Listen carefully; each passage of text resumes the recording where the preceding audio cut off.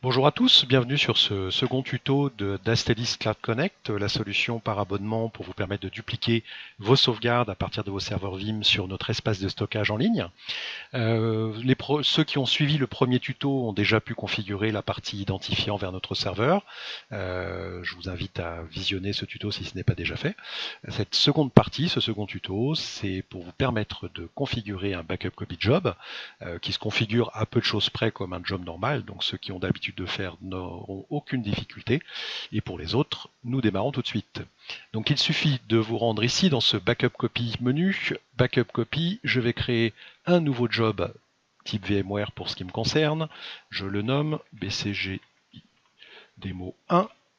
Je souhaite que ce job démarre une fois par jour, chaque jour comme on dit, 1h du matin pour le démarrage, et je clique sur Next pour aller chercher mes objets sources.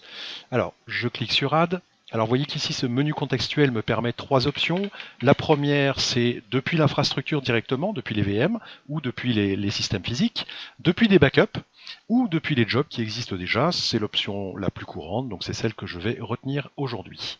Je vais choisir donc un job existant, qui n'est donc pas un backup copy job, c'est un job standard.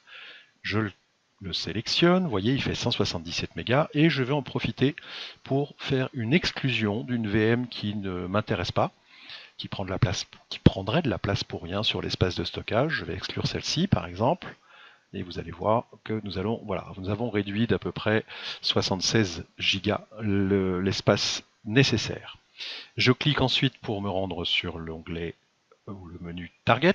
Je vais choisir donc la cible de sauvegarde, le fameux test repo qui est un cloud repository donc qui se trouve chez Astelis. Alors, pour ceux qui ont suivi le premier tuto, vous vous rappelez certainement de ce nom. C'est celui ici qui apparaîtra, qui vous est dédié bien évidemment. Celui-ci pour la démo fait 30 Go, nous allons avoir un peu de mal à sauvegarder les 101 Go, c'est pas grave, ce n'est qu'une démo. Je réduis à 2 qui est le minimum le nombre de restore points et je ne veux aucune autre modification d'option, donc je clique sur Next. Ici c'est le mode de data transfert de données, je n'en ai qu'un, c'est le direct puisque le One Accelerator pour la démo n'est pas configuré. En ce qui vous concerne, si vous avez choisi l'option et si vous avez donc le bon serveur, les bonnes versions, vous pourrez choisir un accélérateur One qui sera donc disponible ici et que vous verrez apparaître.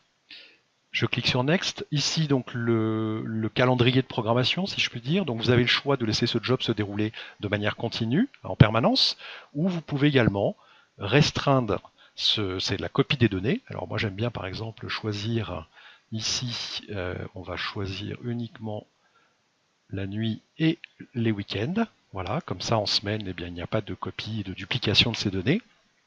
Ça peut être intéressant si vous avez une bande passante relativement faible pour éviter de la congestionner la journée. Maintenant, bon, dans la plupart des cas, ce n'est pas nécessaire. Les bandes passantes sont là suffisantes. Les sauvegardes se font de manière incrémentale la plupart du temps, donc il y a peu de soucis avec cela. C'est intéressant surtout pour le seeding, ce qu'on appelle donc le seeding, qui est la première sauvegarde, l'initiation de la première sauvegarde. Voilà. Ensuite, je clique sur Appliquer. Vous voyez le résumé donc de ce job. J'ai bien une VM qui est exclue. Je vais décocher cette case dont je n'ai pas besoin. Je n'ai pas envie que mon job de démo démarre. Je clique sur Finish et voilà, c'est terminé. J'ai mon job BCJ démo 1 qui est créé, qui devrait démarrer cette nuit à 1h du matin. Voilà, ça reste relativement simple. Bien évidemment, vous pouvez en faire plusieurs.